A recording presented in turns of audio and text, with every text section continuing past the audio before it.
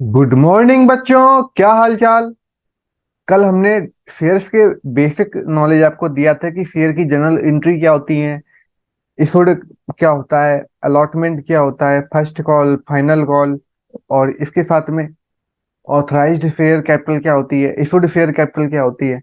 इन सब चीजों के बारे में बताया था। आज के वीडियो में मैं प्रीमियम बताऊंगा कि शेयर प्रीमियम पे इशू होते हैं तो उनका क्या क्या यूज होता है। डिस्काउंट की एंट्री, प्रीमियम की एंट्री हो गई।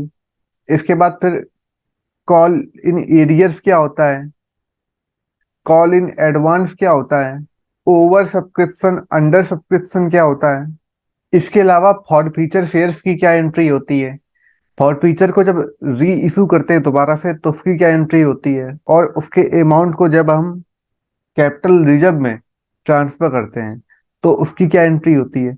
ये सभी चीजें मैं एक एक करके आज के बता दूंगा। अगर आपने एक पहले वाला वीडियो और ये वाला वीडियो दोनों अगर देख लिए हैं तो आपको शेयर्स के बारे में काफी कुछ नॉलेज हो जाएगा। चलिए स्टार्ट करते हैं। कल तक का सब समझ में आ गया था। हाँ सर। जी। कल तक जहाँ हो गया था उसके आगे अब ये स्टार्ट हो रहा है, सिक्योरिटी प्रीमियम अकाउंट के बारे में बता रहे हैं कि सिक्योरिटी प्रीमियम क्या होता है। तो पहले तो जैसे कोई शेयर है, वो मार्केट में इशू हुआ है 10 रुपए में, तो डिमांड बहुत ज्यादा है तो 2 रुपए महंगा हो गया, जैसे मार्केट में आते आते 12 का हो गया। तो जो ये 2 रुपए है इसे बोलते हैं प्रीमियम। जैसे कोई शेयर जिसकी एक्चुअल वैल्यू जितनी होती है, लेकिन जब ज्यादा लोगों की डिमांड होती है तो उस शेयर के दाम बढ़ जाते हैं, तो उस बढ़े हुए दाम को बोलते हैं प्रीमियम। तो वही ये बताएगा कि प्रीमियम का यूज हम लोग कहाँ कहाँ करते हैं। तो सिक्योरिटी प्रीमियम का यूज हम कहाँ पे करते हैं उसके बारे में बताएंगे। तो यहाँ लिखा है the security premium account can be used for the following purpose. पहला लिखा है issuing fully paid up bonus share. तो देखो, सबसे सिक्योरिटी प्रीमियम जो है 2 रुपए ये जैसे आया, इसका प्रयोग हम लोग कहाँ कहाँ करते हैं, तो fully paid up bonus share issue करने में करते हैं, ये याद रखिए। ठीक है। दूसरा होता है प्रिलिमिनरी एक्सपेंस को राइट ऑफ करने में करते हैं। प्रिलिमिनरी एक्सपेंस का मतलब होता है प्रारंभिक व्यय, जो कंपनी के स्टार्टिंग में किए जाते हैं। जब कंपनी स्टार्ट की जाती है उस टाइम कई सारे खर्चे होते हैं तो उनको बोलते हैं प्रिलिमिनरी एक्सपेंस। तो इनको कैसे खत्म किया जाता है, तो जब हम लोग शेयर इशू करते हैं वो प्रीमियम पे होते हैं, तो प्रीमियम से हम लोग प्रिलिमिनरी एक्सपेंस की को राइट ऑफ करते हैं। और fully paid up bonus share issue करते हैं। जो बोनस शेयर क्या होते हैं, बोनस शेयर होते हैं जो एग्जिस्टिंग शेयर होल्डर्स को मिलते हैं। जो पहले से कंपनी में शेयर होल्डर है उनको जो मिलते हैं फ्री में, उन्हें बोलते हैं बोनस शेयर। तो fully paid up bonus share issue करते हैं और प्रिलिमिनरी एक्सपेंसेस को राइट ऑफ करते हैं। इसके बाद write off the expense of commission paid और discount allowed on issue of share और डिवेंचर। शेयर और डिवेंचर जब इशू किया जाता है तो उसमें जो डिस्काउंट देते हैं, ठीक है, शेयर डिवेंचर में, या फिर कमीशन पे करते हैं, तो इनको राइट ऑफ करने में करते हैं। तो शेयर या फिर डिबेंचर को या तो कमीशन पेड करने में या फिर डिस्काउंट अलाउ किया है हमने, तो इन दोनों को राइट ऑफ करने में करते हैं। इसके बाद फिर लिखा है redeem providing the premium payable on the redemption of any redeemable preference share और डिबेंचर ऑफ द कंपनी। आगे कह रहा है कि अगर जब रिडम्पशन करते हैं तो रिडम्पशन में प्रीमियम की व्यवस्था करते हैं हम लोग कि प्रीमियम पे करना है। तो प्रीमियम पे करने में जो रिडम्पशन का मतलब होता है कि शेयर जैसे 100 रुपए का, ठीक है, इसको जब कंपनी वापस बाई बैक करती है तो इसे बोलते हैं रिडम्पशन। लेकिन ये माना गया कि कंपनी ने 2 रुपए महंगा इनसे शेयर लिया तो 102 का हो गया, तो ये 2 रुपए है, इसकी इसको पेमेंट करती है किससे, सिक्योरिटी प्रीमियम अमाउंट से। वही यहाँ पे लिख दिया है छोटा समय कि शेयर को बाई बैक करना। तो ये होते हैं सिक्योरिटी प्रीमियम के क्या क्या यूज होते हैं। तो पहला था बोनस शेयर इशू करते हैं, दूसरा था प्रिलिमिनरी एक्सपेंस को राइट ऑफ करते हैं, तीसरे में है कि जब शेयर हम या डिबेंचर हम लोग इशू करते हैं तो वो कमीशन उस पर जो भी कंपनी चार्ज करती है कम, ऐसा होता है ना। देखो कमीशन कैसे कि मैंने बताया था कि जब तक आपके पास 90% के लिए एप्लीकेशन नहीं आएगी तब तक आप शेयर मार्केट में इशू नहीं कर सकते हो। तो इसके लिए कंपनी क्या करती है, दूसरी कंपनी को हायर करती है। वो एडवर्टाइजमेंट करती हैं और पूरे अच्छे से प्रोस्पेक्टस बना के फॉर्म बना के बेचती हैं ताकि लोग इंटरेस्टेड हों। तो इसके लिए वो कुछ कमीशन चार्ज करती हैं। तो उस कमीशन को पेमेंट या फिर राइट ऑफ करने के लिए करते हैं। डिस्काउंट दिया हमने फेयर पे, 10 रुपए का फेयर, हमने कहा 9 रुपए में ले लो। 1 रुपए का जो डिस्काउंट दिया उसकी भरपाई करते हैं प्रीमियम से। फिर आगे लिखा है रिडम्पशन करना, फेयर्स की पेमेंट करना। फेयर और डिवेंचर की जो पेमेंट करते हैं उसके प्रीमियम की, उसमें करते हैं। और बाई बैक ऑफ फेयर, जब शेयर्स को वापस खरीदा जाता है तो उसमें हम लोग प्रयोग करते हैं सिक्योरिटी प्रीमियम का, जैसे यहां पे लिखा हुआ है। तो सिक्योरिटी प्रीमियम जो होता है, प्रीमियम, इसे हम लोग कहां पर दिखाते हैं? तो इसे हम लोग दिखाते हैं बैलेंस शीट में, इक्विटी एंड लायबिलिटी के, इक्विटी एंड लायबिलिटी के रिजर्व एंड सरप्लस के सेक्शन में सिक्योरिटी प्रीमियम रिजर्व के अंदर दिखाते हैं। तो देखो बैलेंस शीट में दिखाते हैं, इक्विटी एंड लायबिलिटी में हेड होता है रिजर्व एंड सरप्लस और उसके अंदर आता है सिक्योरिटी प्रीमियम रिजर्व, जिसके अंदर हम दिखाते हैं। तो इसे आप लिख लीजिए। प्रीमियम को हम लोग कहां दिखाते हैं? तो प्रीमियम को हम लोग दिखाते हैं बैलेंस शीट के इक्विटी एंड लायबिलिटी साइड के reserve and surplus, reserve and surplus में सिक्योरिटी प्रीमियम रिजर्व के अंदर दिखाते हैं। तो ये लिख लिया। पहले आता है बैलेंस शीट के equity and liability side, share holder fund भी लिख लो। शेयर होल्डर फंड हेड के, share holder fund balance sheet जब बनाते हैं कंपनी की, उसमें पहले आता है इक्विटी एंड लायबिलिटी, उसके अंदर आता है शेयर होल्डर फंड, उसके अंदर आता है रिजर्व एंड सरप्लस के सिक्योरिटी, रिजर्व एंड सरप्लस में हम दिखाते हैं सिक्योरिटी प्रीमियम रिजर्व में। तो प्रीमियम को हम लोग कहाँ दिखाते हैं? बैलेंस शीट के इक्विटी एंड लायबिलिटी साइड के शेयर होल्डर फंड हेड के रिजर्व एंड सरप्लस में दिखाते हैं। ये लिख लिया। अब आता है यहाँ पे कि जो प्रीमियम होता है उसको कहाँ पे यूज करते हैं। अभी मैंने बताया था fully paid up bonus share issue करने में। तो fully paid up bonus share, तो fully paid up bonus share होते हैं उनको इशू करते हैं जो पूर्व प्रदत्त बोनस फंड्स होते हैं। प्रिलिमिनरी एक्सपेंस होते हैं उनको राइट ऑफ करते हैं, तो प्रारंभिक व्यय। ये जो 5 पॉइंट इनको आपको याद करना ही पड़ेगा क्योंकि हर एग्जाम में एक आता है। फिर शेयर एंड डिबेंचर को जो इशू करते हैं उस पर जो कमीशन और डिस्काउंट पे किया जाता है, कमीशन हो चाहे डिस्काउंट हो, तो उसको राइट ऑफ करने में करते हैं।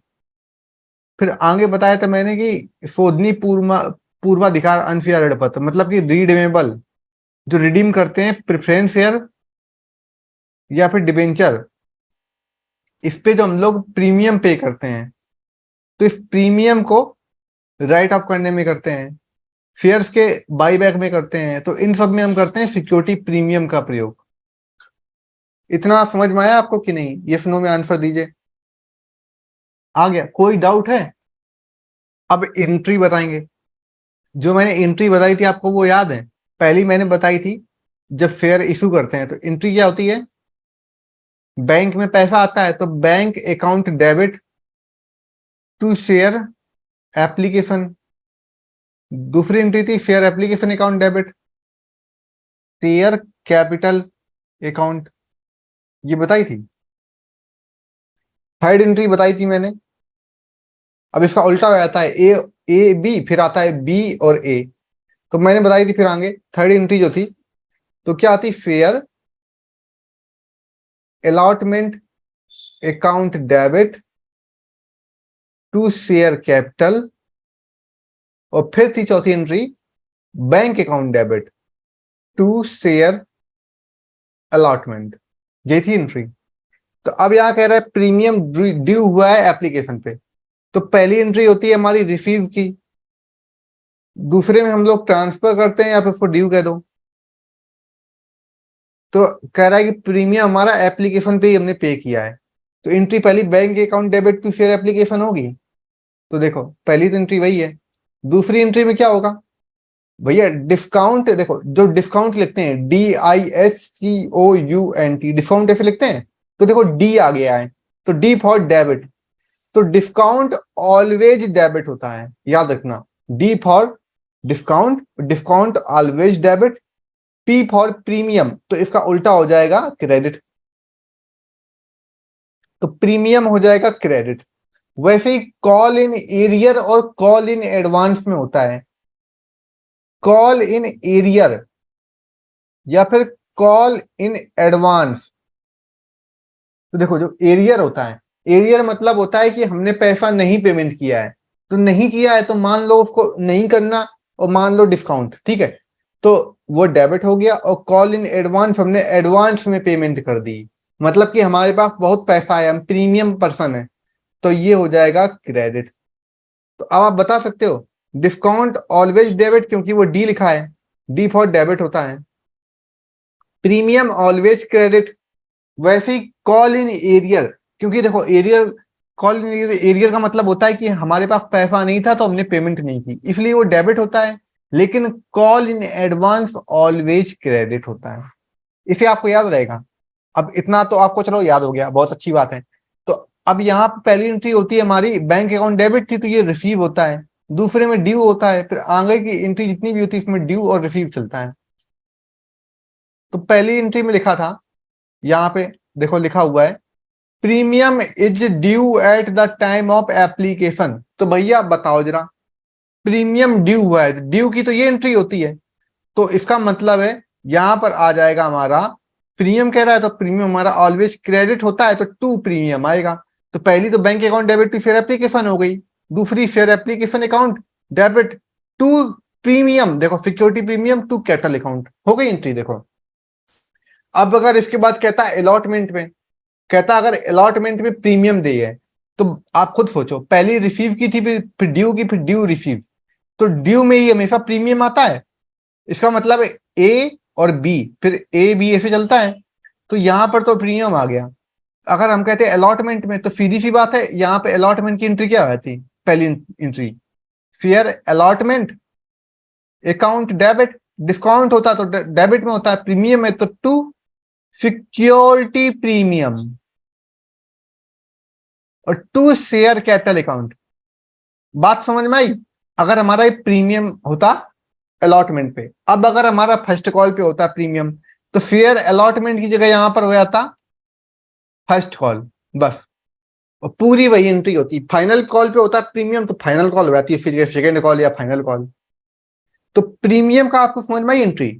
देखो डिस्काउंट ऑलवेज डेबिट, क्योंकि डी हो गया, तो उसका अपोजिट हो जाएगा प्रीमियम क्रेडिट में हो जाएगा। कॉल इन एरियर डेबिट में क्यों होता है? क्योंकि कॉल इन एरियर मतलब होता है हमारे पास पैसा नहीं था, हमने पेमेंट नहीं की अभी, तो उधारी में चल रहा है काम। तो जब पैसा नहीं था, तो मतलब मान ली कंपनी की डिस्काउंट है, अगर हम अपने याद करने के तरीके से मान लेते हैं, तो डेबिट हो गया। कॉल इन एडवांस, भैया हम बहुत बड़े मठाधीश हैं, हमारे पास बहुत पैसा है, तो हमने एडवांस में पेमेंट की, तो प्रीमियम बंदे हैं हम, तो फिर देखो क्रेडिट हो गया। ये तो समझ में आ गया।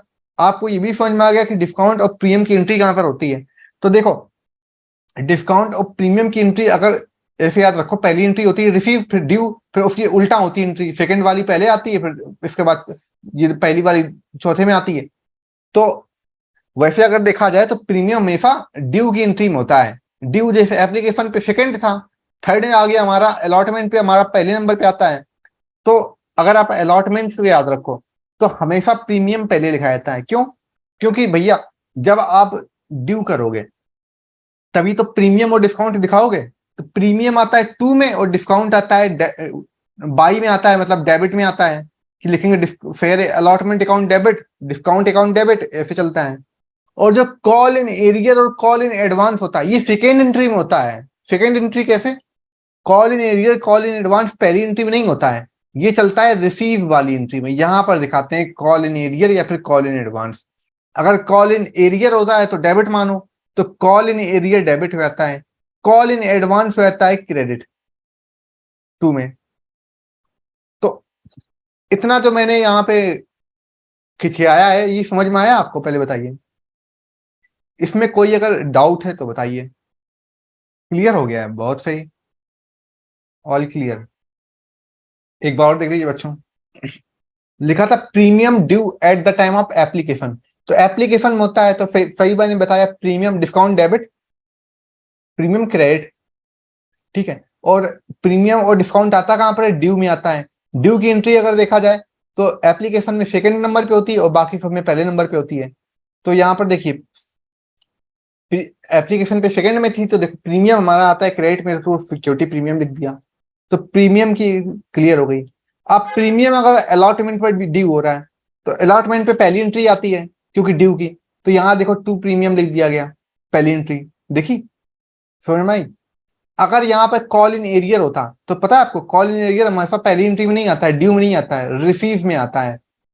तो फिर कॉल इन एरियर की वजह ये चौथी वाली एंट्री में यहाँ आता, इसमें कॉल इन एरियर आता। वो कहां पर आता, कॉल इन एरियर होता है डेबिट, तो कॉल इन एरियर डेबिट में, और कॉल इन एडवांस होता तो टू में आता, कॉल इन एडवांस।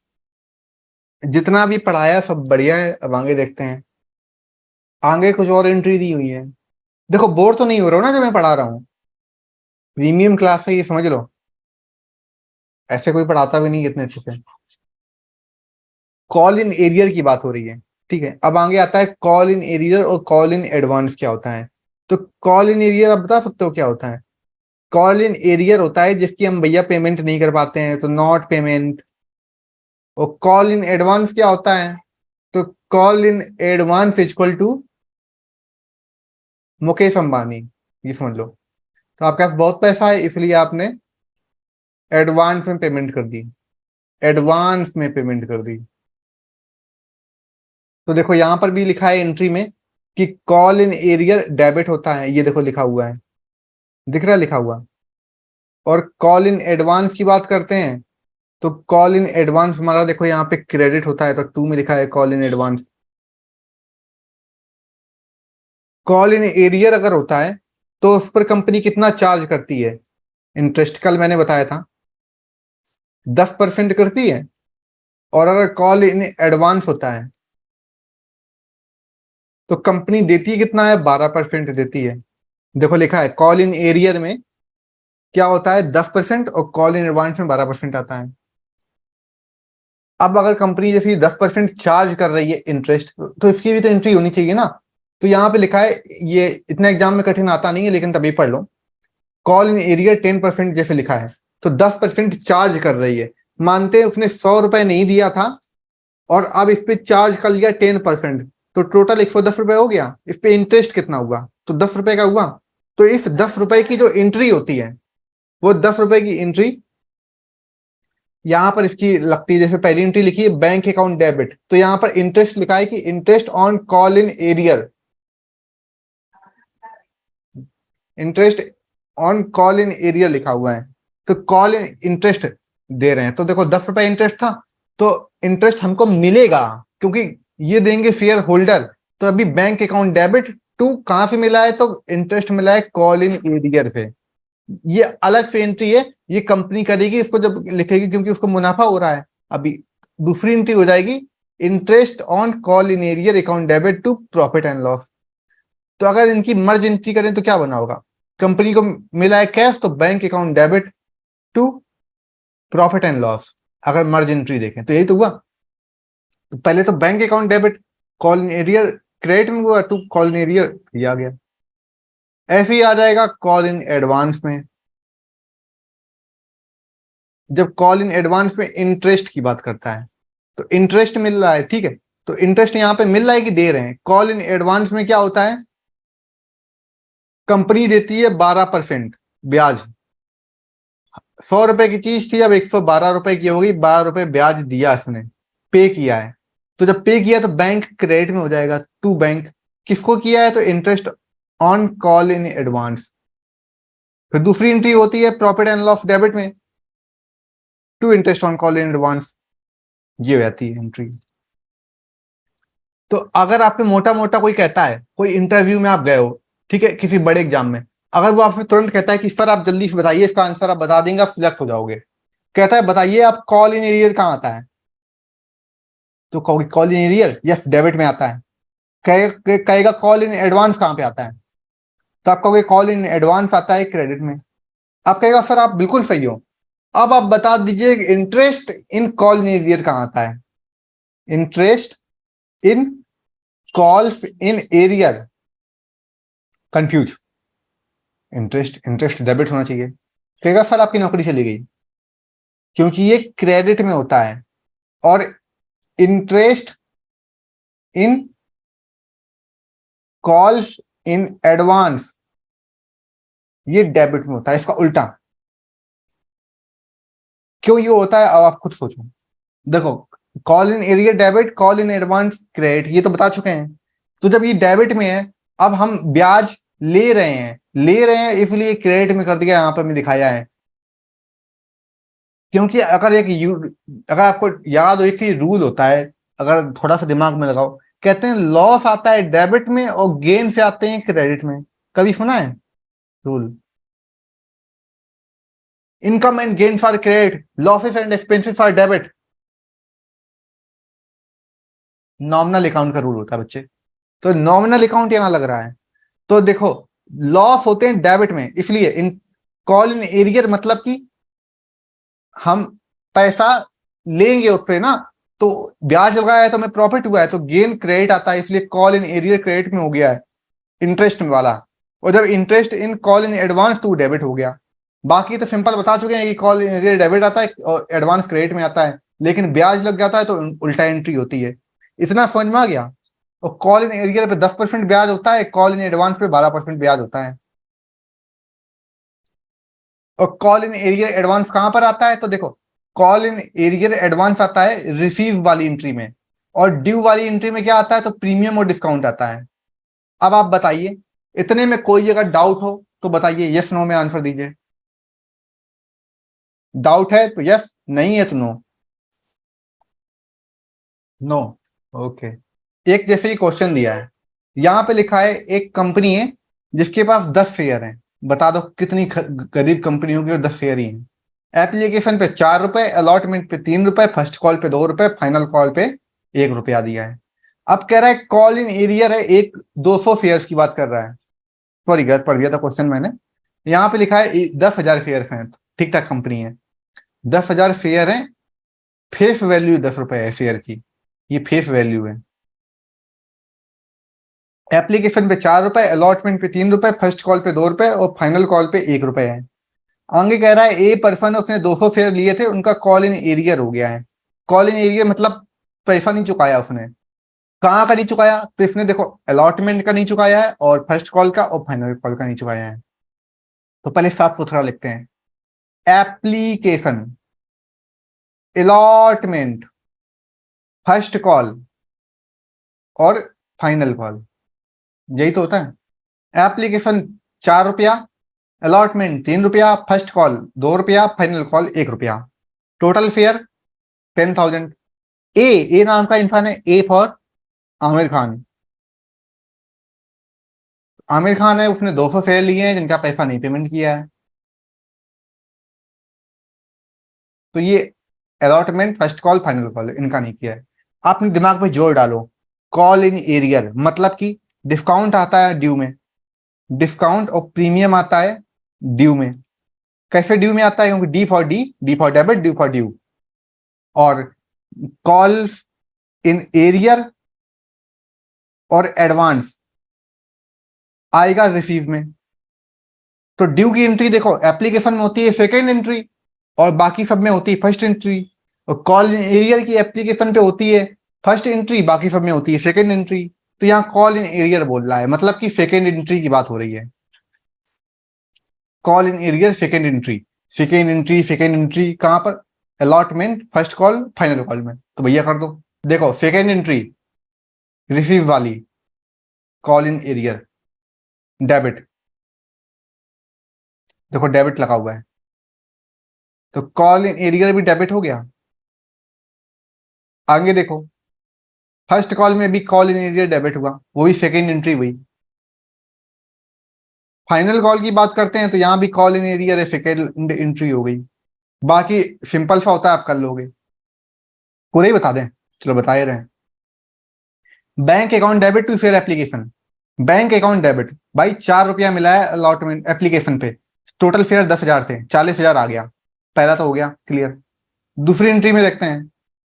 दूसरी में लिखा हुआ है share allotment to bank, entry तो याद होगी। अलॉटमेंट 3 रुपया का है, 10,000 फेयर 30,000 हो गया। अब कह रहा था कि 200 फेयर का पेमेंट नहीं किया आमिर खान ने 3 रुपए अलॉटमेंट पे, तो 200 करते 3, 600 आ गया। Call in arrear debit 600 to allotment, बस।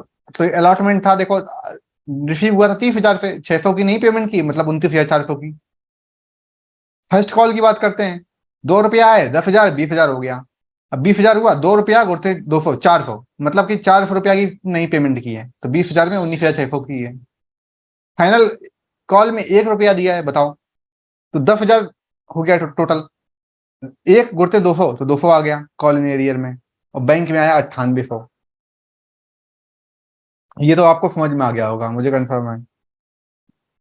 एक वर्ड आता है ओवर सब्सक्रिप्शन, ये थोड़ा धुंधला हो गया है, तो इसे थोड़ा साफ कर देते हैं। देखो ये इस पेन से ना करें, व्हाइट से करते हैं। एक वर्ड होता है ओवर सब्सक्रिप्शन, सुना है? ओवर सब्सक्रिप्शन मतलब ज्यादा सब्सक्राइब हो गया है, बहुत ज्यादा हो गया है। एप्लीकेशन आई थी 10,000 के लिए, और सब्सक्राइब कितना हो गया है, मतलब एप्लीकेशन नहीं, सॉरी, इशू बोलो उसे, ओवर सब्सक्रिप्शन। इशू कितना हुआ है? इशू हमने किया था, कंपनी, मैं कंपनी हूं, मैंने 10,000 शेयर इशू किए थे, रिलायंस कंपनी मेरी है मान लो। तो एप्लीकेशन कितने की आ गई?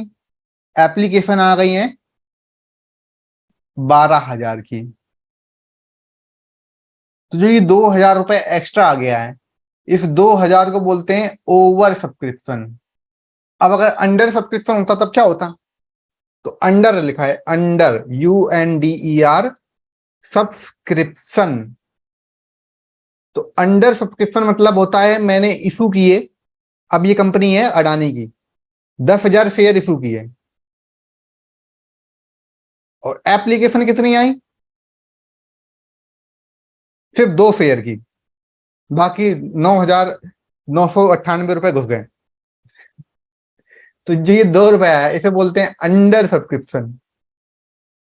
तो ओवर सब्सक्रिप्शन, अंडर सब्सक्रिप्शन समझ में आ गया? ओवर मतलब होता है कि आप जितना लाए थे उससे ज्यादा लोग मांगने आ गए। अंडर में होता है कि आप जितना लाए थे उतने भी लोग नहीं मांगने आए। अब जो ये ओवर सब्सक्रिप्शन है, ये 2,000 शेयर्स का, तो इस रुपया को आपको वापस करना पड़ेगा। तो इसको वापस करने की कुछ कंडीशंस होती हैं। वापस करने की कंडीशन जो होती है, वो 3 कंडीशन होती हैं। या तो पूरा पैसा दे दो, फुल पैसा, पूरा फुल पैसा वापस कर दो, या तो पार्शियल,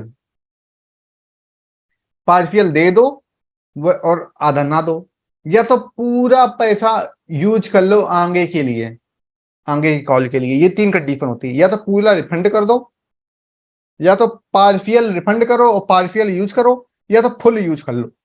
तो 3 कंडीशन होती हैं। तो वही यहां पे लिखा हुआ है, फेयर थे 10,000 के, एप्लीकेशन आ गई 15,000 की, तो ये ओवर सब्सक्रिप्शन हो गया। 3 कंडीशन कैसे एडजस्ट करते हैं? पहली कंडीशन है, अगर हम पूरा पैसा लौटा देते हैं फुल, तो जितना एक्स्ट्रा आया था, मानते हैं 5,000 शेयर का आया था, तो जब पैसा दोगे तो टू बैंक होगा, आएगा तो बाई में बैंक होगा, गया तो टू बैंक, तो 5,000 शेयर लिख दिया।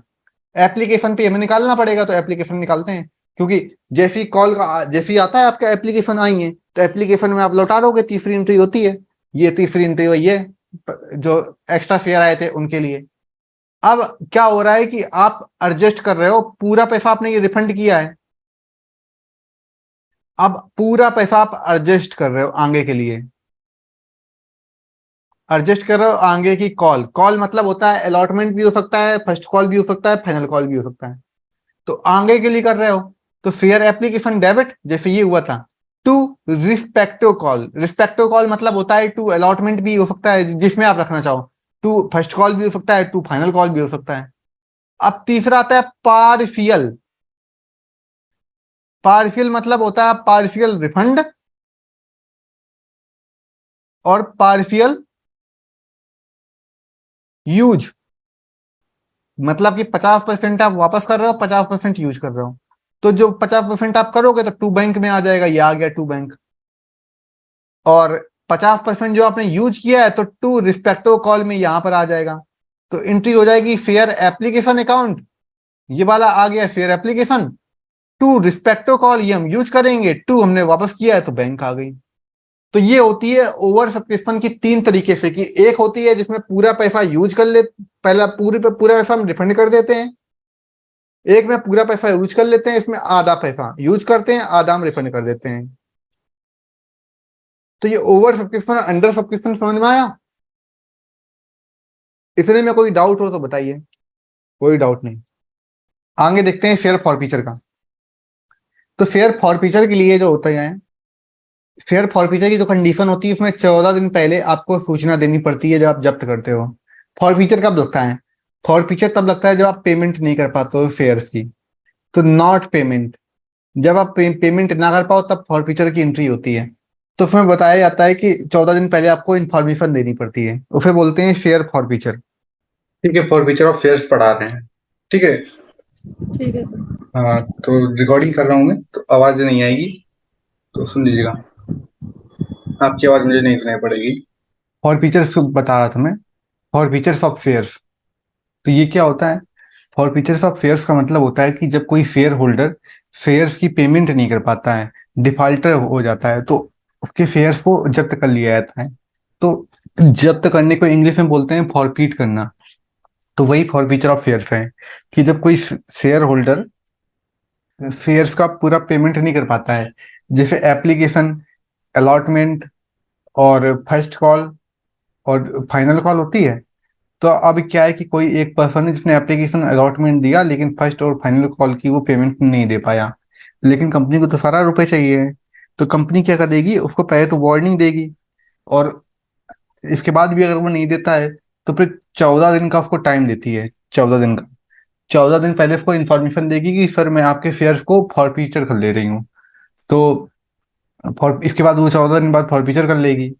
तो फॉरफीचर करने से हो गया आता है कि उसको एप्लीकेशन तक और अलॉटमेंट का पैसा पेमेंट हो गई थी। अब वो अगर मानो जैसे 10 रुपए टोटल शेयर का दाम थे, एप्लीकेशन पे 4 रुपए, अलॉटमेंट पर 2 रुपए, फर्स्ट कॉल पे 3 रुपए और फाइनल कॉल पे 3 रुपए था, तो 6 रुपए उसको पेमेंट हो चुका है। लेकिन ये छह बाकी जो ये लिया हुआ है 4 रुपए, 4 रुपए की पेमेंट नहीं हुई है ये। तो जो ये 4 रुपए की पेमेंट नहीं हुई है तो इसको इसने दोबारा से किसी और को री इशू किया। तो री इशू जब करेगी किसी और को, तो मैक्सिमम वो डिस्काउंट दे पाएगी 6 रुपए का, क्योंकि 6 रुपए उसको ऑलरेडी मिल चुका है। तो री इशू करने से होता है कि दूसरा पर्सन उसको खरीदेगा, तो फिर वो रुपए की पेमेंट कर देगा कंपनी को। तो इसलिए कंपनी करती है कि ताकि उसको शेयर्स का पूरा रुपए मिल जाए। ये एक फॉरफीचर ऑफ शेयर्स कहलाता है। इसकी एंट्री होती है, ये एंट्री लिखी हुई फॉरफीचर की, ये एंट्री होती है। दो कंडीशंस होती हैं।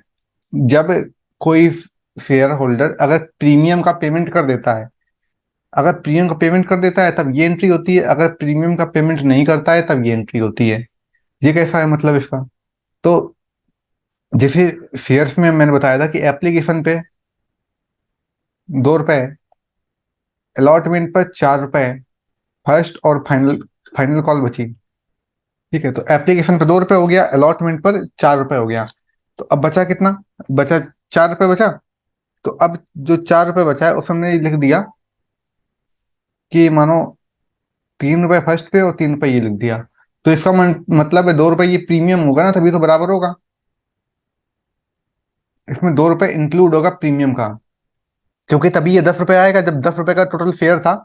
शेयर की वैल्यू थी 10 रुपए। तो 10 रुपए एप्लीकेशन पे होता, 10 रुपए अलॉटमेंट पर होता, और फिर ये फर्स्ट और फाइनल कॉल होता था।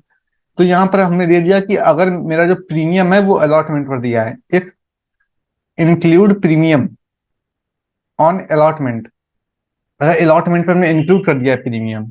और अब दो कंडीशन है। पहली कंडीशन में क्या है कि जो एप्लीकेशन, अलॉटमेंट और फर्स्ट कॉल और फाइनल कॉल है, इनको बताया गया है कि एप्लीकेशन और अलॉटमेंट का पैसा दे दिया है, लेकिन फर्स्ट और फाइनल कॉल का नहीं दिया है। तो मतलब कि अलॉटमेंट पर प्रीमियम तो पे हो चुका है, क्योंकि जब पैसा दे चुके हैं, यहाँ पे अलॉटमेंट पे प्रीमियम इंक्लूड है। तो फिर ये कंडीशन लग जाएगी।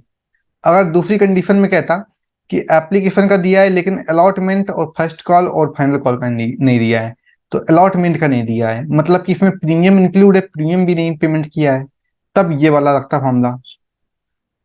तो अब इन दोनों में क्या अंतर है? जब यहाँ पे प्रीमियम अगर ऑलरेडी पेमेंट हो चुकी है, देखो अलॉटमेंट तक, तो फिर फर्स्ट और जो फाइनल कॉल बचा हुआ है इसकी एंट्री यहाँ पर दिखा देंगे, तो फिर ये अलॉटमेंट नहीं आएगा टू में, फर्स्ट कॉल और फाइनल कॉल आ जाएगा। और जो फॉर फीचर होता है, फेयर फॉर फीचर, इसका मतलब होता है कि कितना पेड किया है, उसको बोलते हैं फेयर फॉरफीचर। जितना आप पेड करते हो उसको बोलते हैं फेयर फॉरफीचर। और जितना हम लोग मांगते हैं, कि जैसे मांगा गया कि 10 रुपए तक सब कुछ मांगा गया, तो उसको बोलते हैं हम लोग कॉल्ड अप वैल्यू, जितना मांगा जाता है। तो ये हो जाएगा कॉल्ड अप वैल्यू।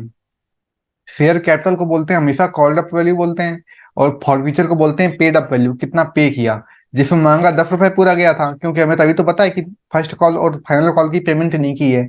तो हमें ये तभी पता चलेगा ना कि हमने मांगा तो सब कुछ होगा, लेकिन नहीं पेमेंट की है, तो हमें इन्फॉर्मेशन, इसीलिए हम फॉरफीचर कर रहे हैं। तो जितना मांगा 10 रुपए मांगा तो 10 रुपए पूरा आ जाएगा कॉल्ड अप में, शेयर कैपिटल में। और फॉरफीचर में जितना पेमेंट किया, जैसे एप्लीकेशन और अलॉटमेंट का किया है, तो हमने जितना किया पेमेंट उतना हम यहाँ पे दिखा देंगे फॉरफीचर में। बाकी फर्स्ट और फाइनल कॉल में, ये बाकी में वो आता है जो अनपेड होता है, जैसे ये फर्स्ट कॉल और फाइनल कॉल का है।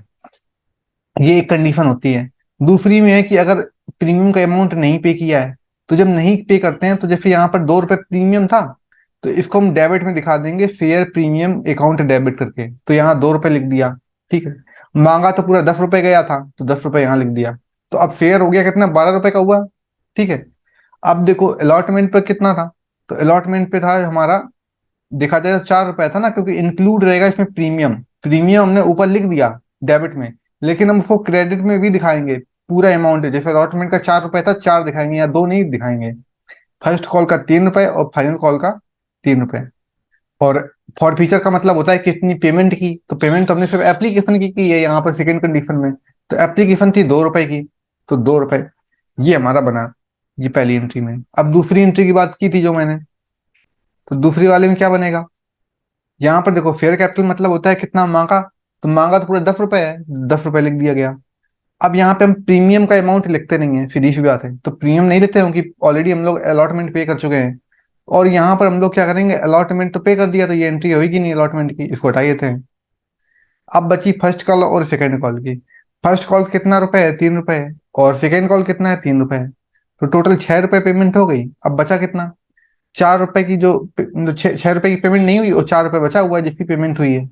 अब यहाँ पे अगर हम अलॉटमेंट नहीं लिखते हैं जब पेमेंट हो चुकी होती है प्रीमियम की, ठीक है, तो फिर हम लोग ये अमाउंट भी नहीं जोड़ेंगे एक्स्ट्रा प्रीमियम का। तो एप्लीकेशन 2 रुपए और अलॉटमेंट 2 रुपए हम मानेंगे हुआ है, तो 4 रुपए की पेमेंट हम मानते हैं। जब अगर प्रीमियम पेमेंट हो जाती है तब उसको नहीं दिखाते हैं, और जब पेमेंट नहीं होती तो हम दिखाते हैं।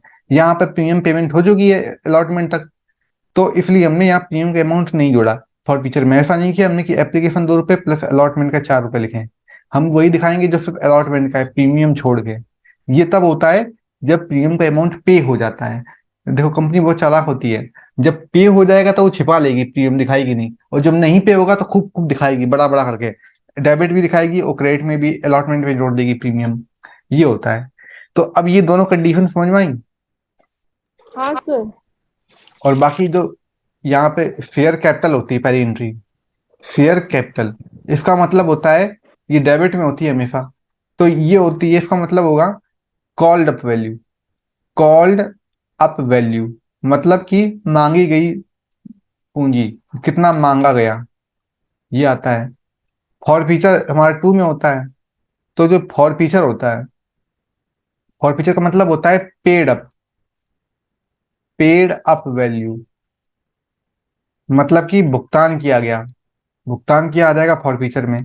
बाकी फिर 2 में आते हैं, जितने बचेंगे वो होते हैं अनपेड के, किनका भुगतान नहीं हुआ है, अनपेड कह दो, ठीक है। या तो उसको बोल दो कॉल्स इन एरियर, तो बात तब भी सही है, क्योंकि कॉल्स इन एरियर का ही मतलब यही होता है कि भुगतान नहीं हुआ। अब जैसे एक क्वेश्चन दिया गया है, ये यहाँ पे लिखा है, H limited issue 5,000 shares of 100 rupees each at 10% premium, amount payable on shares were as follows, 100 plus 10 110। लिखा गया है कि एक एच लिमिटेड है, उसने 5,000 रुपए शेयर इशू किए हैं। तो इशू शेयर्स बता दिए गए। हाँ, 10% प्रीमियम पे कर रहा है, ठीक है। तो 10% प्रीमियम पे कर रहा है, कह रहा है 100 रुपए का शेयर था, 10 रुपए प्रीमियम, तो 110 रुपए कर रहा है। फिर आगे लिखा है इसमें एप्लीकेशन और अलॉटमेंट, एप्लीकेशन पे 30 रुपए, अलॉटमेंट पर 40 रुपए, फर्स्ट कॉल पर 20 रुपए और फाइनल कॉल पर 20 रुपए, ये दे दिया गया है। अब ये हमारे दिए गए, इसमें लिखा है कि दो पार्टनर है, एक हमारा मून है, मून नाम का, एक है स्टार नाम का पार्टनर है जो फेयर होल्डर है। अब मून कह रहा है कि इसके पास 8 फेयर हैं, तो फेयर कितने हैं टोटल? 8 हैं। स्टार के पास कितने फेयर हैं? तो फेयर है टोटल इसका 6। तो जो मून है उसने क्लियर बता रहा है कि डिड नॉट पे अलॉटमेंट एंड फर्स्ट कॉल, इसमें बता रहा है कि अलॉटमेंट और फर्स्ट कॉल का पेमेंट नहीं किया 8 फेयरों का, तो इसने अलॉटमेंट एंड फर्स्ट का पेमेंट नहीं किया है, नॉट पेमेंट। और जो स्टार है उसके लिए बता रहा है कि इसने फर्स्ट और सेकेंड कॉल का नहीं पेमेंट किया है। तो अब मून में एक चीज आपने ध्यान दी, कह रहा है मून में कि 8 फेयर की पेमेंट नहीं की है। ठीक है, 8 फेयर की पेमेंट नहीं की, क्या चीज? अलॉटमेंट और फर्स्ट कॉल। सेकेंड कॉल के बारे में पूछ रहा है, नहीं रहा है, मतलब कि सेकेंड कॉल अभी तक मांगी नहीं गई है, ये मांगी नहीं गई है। तो कोई दिक्कत नहीं है, हम लोग पहली एंट्री करते हैं। तो देखो पहली एंट्री क्या हुई, शेयर कैपिटल में आता है जितना मांगा गया हो, तो मांगा कितना गया होगा? 30 रुपए ये मांगा गया होगा, 40 मांगा गया होगा, 20 रुपए मांगा गया होगा। तो मतलब कि टोटल मांगा गया है हमारा कितना? 40 रुपए पे। हमारा प्रीमियम भी तो इंक्लूड है, क्योंकि कह रहा है कि 10 रुपए प्रीमियम में इंक्लूड है, लेकिन ये नहीं दिया कहाँ पे प्रीमियम है। तो हम ये मानेंगे अलॉटमेंट 30 रुपए का है, उस पर 10 रुपए प्रीमियम इंक्लूड है, 40 क्योंकि इनको जोड़ने पे 110 आ रहा है टोटल। तो ये हो गया। तो अब हम अलॉटमेंट दिया नहीं है, तो पहले शेयर कैपिटल में मांगा कितना गया, तो हम लिखेंगे शेयर कैपिटल में मांगा गया है 30 रुपए, ये हो गया 30 रुपए इसका हो गया, 30 30 60, और ये 20 80 80 रुपए मांगा गया। और प्रीमियम का ये 10 रुपए अलग से डेबिट कर दिया, ये लिख दिया। 8 फेयर्स थे तो ये 640 हुआ, ये 80 हो गया। फॉर फीचर का मतलब होता है पेमेंट करना, तो पेमेंट सिर्फ एप्लीकेशन किया गया है, तो एप्लीकेशन थी 30 रुपए की थी एप्लीकेशन, तो 30 रुपए मल्टीप्लाई 8 शेयर्स तो 240 हो गया। अब क्या क्या नहीं पेमेंट किया, तो अलॉटमेंट नहीं किया, ना ही फर्स्ट कॉल किया। तो अलॉटमेंट पे कितना? 40 का पूरा लिखेंगे इंक्लूड प्रीमियम, क्योंकि मैंने बताया था अगर प्रीमियम ना पेमेंट किया गया हो तो कंपनी इतनी चालाक होती है कि डेबिट में प्रीमियम करती है और क्रेडिट में जिस पर भी प्रीमियम लगा हो, जैसे अलॉटमेंट पर लगा है तो उसमें प्रीमियम का अमाउंट जोड़ के लिखती है। इसलिए यहाँ पे पूरा 40 रुपए मल्टीप्लाई 8 शेयर्स लिखा गया है। टू अनपेड फर्स्ट कॉल आ जाएगा। यहाँ सेकंड कॉल इसलिए नहीं लिखी गई क्योंकि सेकंड कॉल इसने मांगी नहीं है। अब सेकंड में आता है स्टार पार्टनर, तो स्टार पार्टनर इसके लिए बता रहा है कि इसने फर्स्ट कॉल का पेमेंट और सेकंड कॉल का पेमेंट नहीं किया है, इसने फर्स्ट और सेकंड कॉल का पेमेंट नहीं किया, 6 शेयर थे। तो शेयर कैपिटल डेबिट, तो शेयर कैपिटल में कितना आ जाएगा? पहले तो ये बोल रहा है कि फर्स्ट और सेकंड का नहीं किया है, तो मतलब कि उसने पूरा काउंट कर लिया है ये 100 रुपए तक का पूरा। यहाँ पे अब देखो अलॉटमेंट का पेमेंट हो चुकी है, क्योंकि फर्स्ट और सेकंड बोल रहा है नहीं हुई है, तो हम यहाँ पे अब ये प्रीमियम नहीं दिखाएंगे यहाँ पर। तो शेयर कैपिटल में आ जाएगा पूरा मांगा गया 100 रुपए लिखेंगे यहाँ पे, मल्टीप्लाई 6 शेयर्स थे तो 600 हो गया। To forfeiture, forfeiture में आता है जितना पे किया हो, तो 30 रुपए ये किया, 40 रुपए ये किया, 30 रुपए ये और 30 रुपए ये किया, 10 रुपए प्रीमियम दिखाते नहीं है। तो 60 रुपए किया और 6 रुपए के हिसाब से, तो 660 हो गया। अब अनपेड में क्या है? फर्स्ट कॉल और सेकंड कॉल। फर्स्ट कॉल 20 रुपए की थी, सेकंड कॉल भी 20 रुपए की थी, तो दिखा दिया, ये हमारा आ गया। तो ये जो कंडीशन हुई, ये पहली कंडीशन थी जब हमारा प्रीमियम नॉट पेड की, ये थी कंडीशन, और ये थी ये प्रीमियम प्रीमियम पेड की। पेड की कंडीशन। अब आप बताइए ये दोनों कंडीशन समझ में आई कि नहीं आई? यस या नो में आंसर दीजिए। हाँ सर। बताइए डॉली, समझ में आई कंडीशन की नहीं आई? हाँ सर, समझ में आ गया। एक और क्वेश्चन दिया हुआ है ऐसे ही, यहाँ पर लिखा हुआ है कि टोटल इशूड शेयर हैं 50,000 के हैं, ये इशूड शेयर दिए गए हैं, ठीक है, 50,000 के। एप्लीकेशन आई थी 65,000 की, इससे कोई मतलब तो होता नहीं है, रिफंड कर दिया 5,000, इस सबसे मतलब नहीं, हमको ये स्टेटमेंट देखनी है सिर्फ। जो लिखा गया है कि ए पर्सन है, उसके पास 2,000 शेयर्स थे, जिसने हमारा अलॉटमेंट और फर्स्ट कॉल का नहीं पेमेंट किया, सेकंड कॉल मांगी नहीं गई है, तो इसलिए नहीं यहाँ पे दिखाई गई है।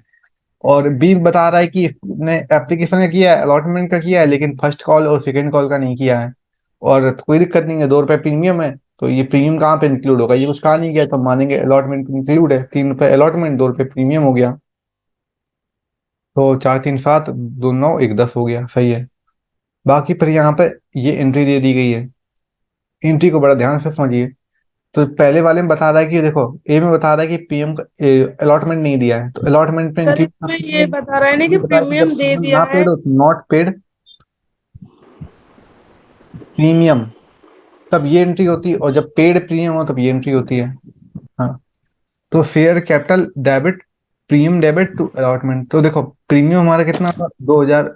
प्रीमियम हमारा कितना था, 2 रुपये प्रीमियम था, और नंबर ऑफ शेयर्स 2000 थे, तो यहाँ पे लिख दिया 4000। अब देखो भाई, कितना मांगा गया होगा, तो कह रहा है एप्लीकेशन अलॉटमेंट और फर्स्ट कॉल मांगा गया, सेकंड कॉल के बारे में कुछ जानकारी नहीं दी है, तो हम ये मानेंगे कि इतना मांगा गया होगा। तो एप्लीकेशन पे कितना रुपया था, एप्लीकेशन पे था 4 रुपये, अलॉटमेंट पे 5 रुपये, और दिखा रहा है एप्लीकेशन पे दिखा रहा है 4 रुपये दिखा रहा है, और अलॉटमेंट पे उस पे दिखा रहा है अलॉटमेंट पे 5 रुपये, 5। जिसमें से 3 रुपये अलॉटमेंट होगा, 2 रुपये प्रीमियम होगा। बाकी हम्म। फर्स्ट पे दिखा रहा है 2 रुपये, और सेकंड पर दिखा रहा है 1 रुपये। 1 रुपए। ये दिया हुआ है कंडीशन। तो देखो, शेयर कैपिटल्स में दिखाएंगे डेबिट, और प्रीमियम डेबिट कर दिया, तो प्रीमियम हमारा 2 रुपए था, तो 2 × 2000 शेयर्स थे, ठीक है। तो यहाँ पे आ गया। और मांगा कितना गया होगा, जब हमारा कह रहा है कि एप्लीकेशन का पेमेंट की है, अलॉटमेंट और फर्स्ट कॉल की नहीं की है, क्योंकि यहाँ तक की इन्फॉर्मेशन दी है, तो हम 4 रुपए ये लेंगे, और तीन और 5। 5 रुपए इसने लिए रहेंगे, क्योंकि 2 रुपए ऑलरेडी हम दिखा चुके हैं डेबिट में, तो 4 रुपए ये हो जाएगा, 3 रुपए ये, और 2 रुपए ये।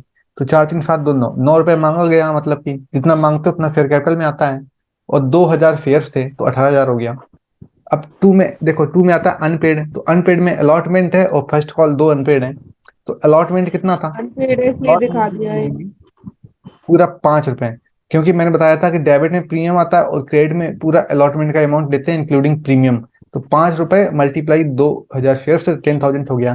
फर्स्ट कॉल 2 रुपए थी, 2000 शेयर, तो आ गया 4000 आ गया। फॉर फीचर का मतलब होता है जिसकी पेमेंट हुई हो, तो यहाँ पे सिर्फ एप्लीकेशन की हुई है 4 रुपए, तो 4 × 2000 तो 8000 रुपये आ गया। अब दूसरी थी पेड प्रीमियम। तो पेड प्रीमियम के लिए बनता है, ये एंट्री होती है शेयर कैपिटल से करेंगे स्टार्ट, ठीक है। तो शेयर कैपिटल में क्या आता है, जितना मांगा गया होता। तो यहाँ बता रहा था सेकंड एंट्री में क्या बताया है, देखो लिखा है कि बी है जिसने 1000 रुपए के शेयर, 1000 शेयर है उसके पास, और एप्लीकेशन अलॉटमेंट दिया लेकिन फर्स्ट और सेकंड कॉल नहीं दिया है, तो मतलब पूरा मांग लिया गया है। तो हमको पता है कि अलॉटमेंट का पेमेंट कर दिया है, तो जब पेमेंट कर दिया है तो मतलब कि प्रीमियम की पेमेंट हो चुकी है, तो हम प्रीमियम का 2 रुपये अब नहीं दिखाएंगे। तो कितना मांगा गया होगा, 4 रुपये, 3 रुपये, 2 रुपये और 1 रुपये। तो टोटल 10 रुपये शेयर कैपिटल में दिखाया, आ गया 10,000। और क्या क्या नहीं पेमेंट हुआ है, फर्स्ट और सेकंड कॉल का नहीं हुआ है, तो फर्स्ट कॉल 2 रुपये, सेकंड कॉल 1 रुपये कर दिया। तो 1000 शेयर्स थे, तो हमारा ये आ गया क्रेडिट में। और फॉर फीचर का मतलब होता है जिसकी पेमेंट कर दी हो, तो जिसमें प्रीमियम पेड हो चुका होता है, तो उसमें जिसमें प्रीमियम प्रीमियम पेड हो चुका होता है, उसमें डेबिट और क्रेडिट में प्रीमियम नहीं दिखाते हैं। डेबिट में प्रीमियम, और क्रेडिट में जिसमें भी हो, जैसे अलॉटमेंट पर हो या कॉल पे हो, तो प्रीमियम का अमाउंट नहीं दिखाते हैं जब प्रीमियम पे हो चुका हो। तो फॉर फीचर में 4 रुपये ये आया, और 3 रुपये, तो 7 रुपये मल्टीप्लाई 1000 शेयर, तो ये आ गया 7000। ये थी फॉर फीचर की एंट्री। तो ज्यादातर जो फॉर फीचर की एंट्री आएगी वो आपको इसी तरीके करनी की आएगी, ये वाली कम आएगी। अब ये समझ में आया आपको, इतने में कोई डाउट, यस या नो? नहीं, कोई डाउट नहीं। यस है, मतलब एकदम क्लियर है। आगे ये एंट्री होती है री इशू ऑफ शेयर, कि जब फॉरफीचर हो जाता है, तो फॉरफीचर के बाद, फॉरफीचर का मतलब होता है कि जब आपके पास पैसे नहीं है तो आपको पेमेंट करनी है। तो पेमेंट जब वो कर नहीं रहे हैं, तो आपको चाहिए पैसा, तो आप उनके शेयर को जब्त करके दोबारा से री इशू करते हो। तो री इशू की 3 कंडीशंस होती हैं, ये 3 कंडीशंस दी गई हैं। पहली कंडीशन होती है पार पे करना। पार का मतलब होता है अगर 10 रुपए का शेयर है, तो आपने तो 10 10 रुपए में। किया। फिर सेकंड होती है प्रीमियम की, और थर्ड होती है डिस्काउंट। जो प्रीमियम होता है, प्रीमियम का मतलब है 10 रुपए का शेयर है तो आपने 12 रुपए पे किया, और जो 2 रुपए की। डिस्काउंट का मतलब होता है 10 रुपए का शेयर आपने 7 रुपए पे किया, तो वो होता है डिस्काउंट। ये पार हो गया, ये हमारा प्रीमियम हो गया, और ये डिस्काउंट हो गया। इसकी डिस्काउंट। 3 एंट्रियां दी गई हैं अलग अलग जिसकी होती है। तो पार की होती है बैंक अकाउंट डेबिट, जब शेयर को री इशू करोगे तो आपके पास पैसा आएगा, तो रिसीवर इज डेबिट, तो बैंक अकाउंट डेबिट टू किससे आ रहा है, शेयर कैपिटल से आ रहा है। प्रीमियम में क्या होगा, मैंने बताया था प्रीमियम ऑलवेज क्रेडिट होता है, तो हाँ प्रीमियम सर। देखो क्रेडिट में यहाँ पर है, टू में प्रीमियम है। Bank account debit, fair capital to security premium आ गया। अब डिस्काउंट है, तो डिस्काउंट को हम लोग डिस्काउंट ना लिख के हम लोग फॉर फीचर लिखते हैं, फॉर फीचर की एंट्री में। डिस्काउंट को हम लोग नाम चेंज कर देते हैं, उसको हम लोग लिखते हैं, डिस्काउंट लिख डिस्काउंट देते हैं हम लोग फॉर फीचर। ओके। क्योंकि डिस्काउंट हम उतना ही दे सकते हैं जितना हमने शेयर जब्त किए थे, जितने की फॉरफियर का मतलब होता है जितना आपने पेमेंट कर दी थी पहले से। तो जैसे 4 रुपए की पेमेंट की थी तो आप मैक्सिमम डिस्काउंट दे सकते हो, 4 रुपए का ही डिस्काउंट दे सकते हो। तो वो फॉरफीचर पे आता है। फॉरफीचर मतलब डिस्काउंट यहाँ फिर रीइशू की एंट्री में होता है। तो फिर बैंक अकाउंट डेबिट, जैसे आपने फेयर इशू की, आपके पास आए हैं कितने रुपए टोटल, टोटल रुपए शेयर कैपिटल में आया 10 रुपए, ठीक है। और फीचर का मतलब है आपने 4 रुपए का डिस्काउंट दिया है तो 4 रुपए यहाँ आ गया। तो बैंक अकाउंट में आ जाएगा 6 रुपए, कि 6 रुपए आपके सर पास आया है और 4 रुपए डिस्काउंट दिया है। तो ये एंट्री होती है री इशू की। री इशू की एंट्री जब हो जाती है तो री इशू कर दिया। पहले पहला स्टेप क्या थी, आपने फॉरफीचर किया था, शेयर्स को जब्त किया था, तो फॉरफीचर की एंट्री कर दी थी। फॉरफीचर की दो कंडीशन थी, या तो प्रीमियम पेड होगा या तो नहीं होगा। अगर पेड होगा तो प्रीमियम नहीं दिखाते हैं, अगर नहीं पेड है तो डेबिट में प्रीमियम करके दिखाएंगे, और क्रेडिट में जिस पर भी होगा, जैसे अलॉटमेंट पर हो या फिर कॉल पे हो, तो उसमें प्रीमियम जुड़ा हुआ दिखाएंगे क्रेडिट में भी। तो पहली फॉरफीचर हो गई एंट्री। दूसरी हो गई री इशू करना है इनको। तो री इशू तीन तरीके से करते हैं, एक करते हैं पार पे, एक करते हैं प्रीमियम पे, और एक करते हैं डिस्काउंट पे। थर्ड डिस्काउंट होती है transfer to general capital reserve, reserve. Sorry capital reserve. तो ट्रांसफर करते हैं हम लोग कैपिटल रिजर्व में, ये तीसरी एंट्री होती है। तो ये तीसरी एंट्री हो गई है। यहाँ पर लिखते हैं हम लोग क्या, share forfeiture debit to capital reserve, जब हम लोग कैपिटल ट्रांसफर, रिजर्व। ये एंट्री होती है ट्रांसफर करने की। क्या एंट्री होती है, तो एंट्री होती है share forfeiture account debit capital to capital reserve. Reserve.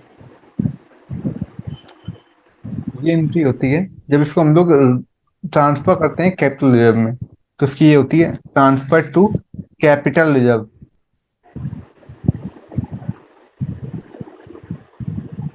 ये एंट्री हो जाती है। अब एक क्वेश्चन जैसे हम आपको देते हैं, जैसे ये क्वेश्चन दिया गया है, यहाँ पे बोला गया है कि शेयर 50 है जिनको हमने फॉरफीचर कर लिया है,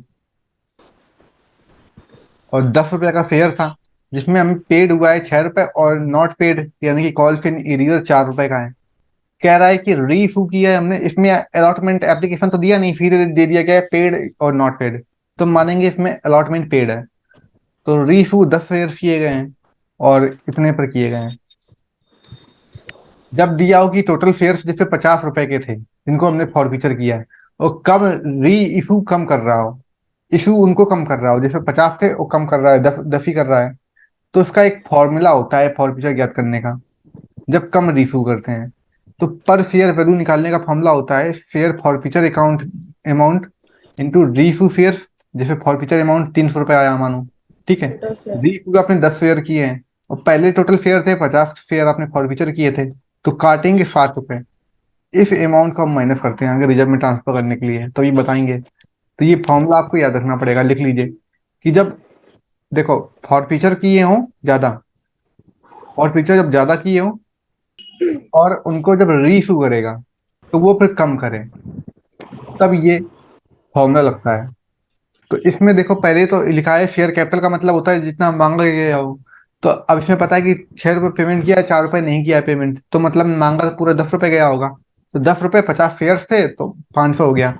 और फीचर का मतलब होता है पेड, तो 6 रुपये पेमेंट 50 शेयर्स तो आ गया 300। कॉल इन एरियर, ये नॉट पेड है, ये 4 रुपये दिखा दिया गया। तो पहली एंट्री तो फॉर फीचर की ये हो गई। दूसरे में हम क्या करते हैं, इसको री इशू करते हैं। तो री इशू के लिए बता रहा है कि 10 शेयर री इशू किए गए, वो भी 6.5 रुपए पे किया गया है। मतलब कि डिस्काउंट दिया गया है 3.5 रुपए का, 3.5 रुपए का डिस्काउंट दिया गया है। और डिस्काउंट को हम लोग यहाँ बोलते हैं फॉरफीचर। तो फॉरफीचर डेबिट करेंगे 3.5 रुपए से, और 10 रुपए शेयर का था, और बैंक में आएगा 6.5 रुपए 10 रुपए के हिसाब से, टू शेयर कैपिटल। तो ये एंट्री हो गई 6.5 10 शेयर, तो आ गया 65 रुपए, और 3.5 रुपए 10 शेयर तो 35 रुपए, टोटल आ गया 100 रुपए। क्योंकि मैं रीफू किया है सिर्फ 65 रुपए को। साढ़े साढ़े 6 रुपए पर शेयर और 10 शेयर्स को। अब फॉरफीचर को जब ट्रांसफर करते हैं किसमें, कैपिटल रिजर्व में, तो अब ये तीसरी एंट्री आपको पता होनी चाहिए। अब ये कैसे निकालोगे, तो इसके लिए मैंने बताया था पर शेयर वैल्यू कैसे निकालते हो। फॉरफीचर हमारा लिखते हैं, फॉरफीचर था, शेयर फॉरफीचर लिखेंगे, मल्टीप्लाई करते हैं री इशू शेयर, अपॉन कर देते हैं टोटल शेयर। तो जैसे यहाँ पर देखो फॉरफीचर था हमारा 300 शेयर था, री इशू कितना किया है, 10 शेयर किया है, और पहले कितने टोटल शेयर थे, 50 थे, यही तो था कंडीशन। तो 50 से ये काटो और इसे काटोगे तो आएगा 5 छिक्का 30, 60 आएगा। टोटल 60 हमारा फॉरफीचर का अमाउंट आ गया, हम मानेंगे। और हमने डिस्काउंट कितना दिया है इस पे, तो 35 रुपए का डिस्काउंट दिया है, तो 35 रुपए माइनस कर दो, तो बचा कितना, 25 रुपए। ये 60 रुपए हमने रीइशू किया था, जिसमें फिर 35 रुपए हमारा डिस्काउंट हो गया, तो 25 रुपए हमारा जो बचा ये हमारे यहाँ दिखा दिया गया, रिजर्व में इतना ट्रांसफर हुआ 25 रुपए, ये आ जाता है। और बाकी में जब ये अगर दिया हो क्वेश्चन में कि 50 शेयर थे और रीइशू भी 50 किए गए हो, तब ये फॉर्मूला लगाने की जरूरत नहीं है, सीधे फॉरफीचर का अमाउंट 300 लिया, उसमें से माइनस कर दिया डिस्काउंट 35 रुपए, जितना आया उतना हमने लिख दिया कि 265 रुपए बचा है, वो आया था सीधा। जब इक्वल दिए हों शेयर की, जितने थे उतने ही हमने रीइशू किए हैं। जब कम किए गए हों तो उसके लिए फॉर्मूला लगाते हैं, तब फिर ये फॉरफीचर का अमाउंट ना घटा के हम लोग निकालते हैं जितना आता है, जैसे 60 रुपए आया था निकालने पे, फिर इसमें से ये डिस्काउंट वाला अमाउंट घटा देते हैं, तो हमारा सीधा आ जाता है। अब दूसरा क्वेश्चन दिया गया है, दूसरा क्वेश्चन हम सॉल्व करके व्हाइट पेपर में बताते हैं आपको। क्वेश्चन जैसे दिया गया है, क्वेश्चन आपको दिख रहा है व्हाइट पेपर पे, हाँ सर। क्वेश्चन लिख रहे हैं। क्वेश्चन क्या है देखिए, क्वेश्चन में लिखा गया है कि एक्स लिमिटेड है, जिसके पास एक्स लिमिटेड है कंपनी, जिसके पास 10 रुपीज वाले शेयर्स हैं। वो कितने शेयर्स हैं, 20 शेयर है जिनको उसने फॉरफीट किया है, मतलब कि जब्त किया है। आगे फिर लिखा है कि कंपनी ने 8 रुपए के हिसाब से उनको इशू किया है, री इशू कर रहा है, 8 रुपए पे री इशू कर रहा है, मतलब कि डिस्काउंट कितना दे रहा है, तो डिस्काउंट दिया है 2 रुपए का डिस्काउंट दे रहा है। और बाकी इसमें क्वेश्चन में कुछ ऐसा दिया नहीं है,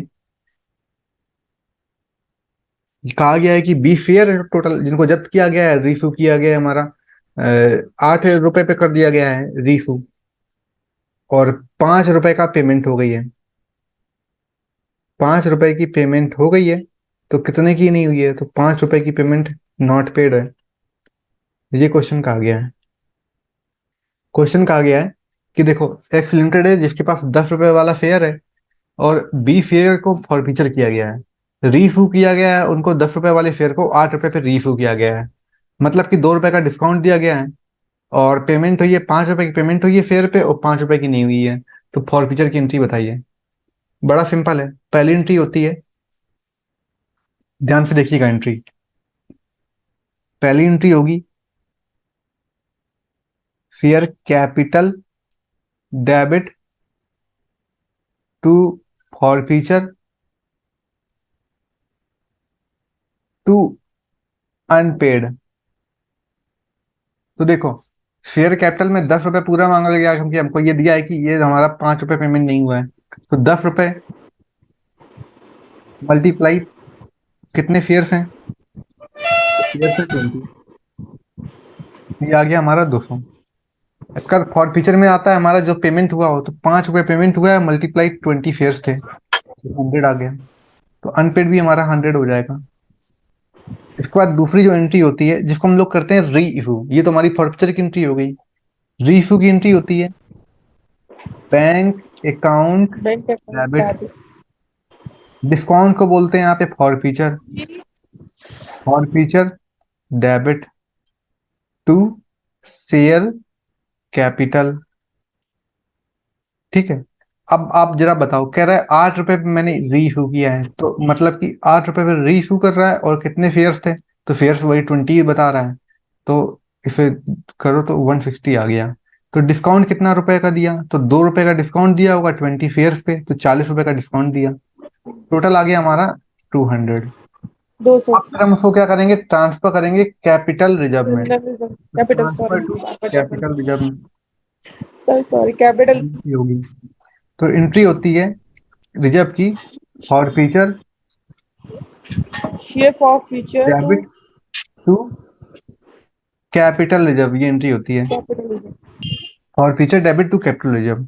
तो फॉर फ्यूचर पे कितना आता है, फॉर फ्यूचर का मतलब हो जाएगा इसमें, ये आप बताओ, जब हमने बोला था कि अगर पूरे, जैसे 20 रुपए फॉरफीचर किया और 20 रुपए रीइशू किया, पूरा किया हो, ये 20 शेयर हमने फॉरफीचर किया और 20 शेयर हमने रीइशू किया, तो हमारा ये जो अमाउंट होता है फॉरफीचर का, जैसे 100 रुपए था, इसमें से हम डिस्काउंट घटा देंगे, ये फॉरफीचर 40 रुपए, तो हमारा 60 रुपए निकल आया। तो ये 60 रुपए आ गया, रिजर्व में ट्रांसफर हुआ है। अगर बोलता कि 20 शेयर थे और रीइशू कम किए गए 10, तो हम क्या करते, तो हम फॉर्मूला लगाते हैं कि 10 जो किए गए हैं, तो टोटल फॉरफीचर का अमाउंट 100 रुपए था, 10 शेयर थे और अपॉन में मतलब 10 शेयर का रीइशू किया था और टोटल शेयर 20 थे, तो काटते पीटते तो आता ये जाके 50 पे, 50 में से 40 घटाते तो बचता 10, तो 10 आता रिजर्व में। तो ये जब सिंपल सा दिया हुआ है कि हमारे जितने शेयर्स थे हमने उतने ही रीइशू किए हैं शेयर्स, तो ये हमारा आ गया आंसर 60। अब बताइए, ये क्वेश्चन आपको समझ में आया? हाँ सर, हो गया। ये देखिए, यहाँ पर भी 60 आ रहा है। इसी तरीके से अगले क्वेश्चन को भी आप कर लोगे कि यहाँ पे दिया है इक्विटी शेयर्स है हमारे 100 रुपए के थे, 100 शेयर्स हैं, इक्विटी शेयर्स हैं और 10 रुपए ईच। फर्स्ट और फाइनल कॉल का नहीं पेमेंट किया है, मतलब कि 5 रुपए पेमेंट हो चुकी है और 1.5 रुपए डिस्काउंट पे हमने रीइशू किया है, और बाकी ये तो दिया है कि पूरे शेयर्स रीइशू हुए हैं। तो बहुत आसान है, शेयर कैपिटल फॉर फ्यूचर में आता है जितना पेमेंट हुआ हो, तो 5 रुपए की पेमेंट हुई है, 100 शेयर्स तो 500 हो गया। क्या क्या नहीं हुआ है, तो फर्स्ट और फाइनल का नहीं हुआ है, तो 2 रुपए 3 रुपए लिख दिया गया यहाँ पर। और मांगा पूरा क्या था, 10 रुपए, ये लिख दिया गया। अब जब रीफू करेंगे तो बोल रहा है 1.5 रुपए डिस्काउंट पे कर रहे हैं, मतलब 8.5 रुपए हमने रीफू कर रहा है, तो बैंक में 8.5 रुपए आ गया, फॉर फ्यूचर में 1.5 रुपए आ गया, और शेयर कैपिटल में पूरा 10 रुपए के हिसाब से आ जाएगा, 100 शेयर्स थे पूरे। तीसरा हो जाएगा रिजर्व में जब ट्रांसफर करेंगे, तो फॉर फ्यूचर का अमाउंट कितना था, 500 रुपए था, ये 500 माइनस कर दिया है, जो डिस्काउंट दिया है 150 रुपए, 350 रुपए हमारे रिजर्व में आ गया। ये हमारी फॉर फ्यूचर की एंट्री थी। ऐसे ही फिर नेक्स्ट क्वेश्चन भी हो जाएगा इसी तरीके से।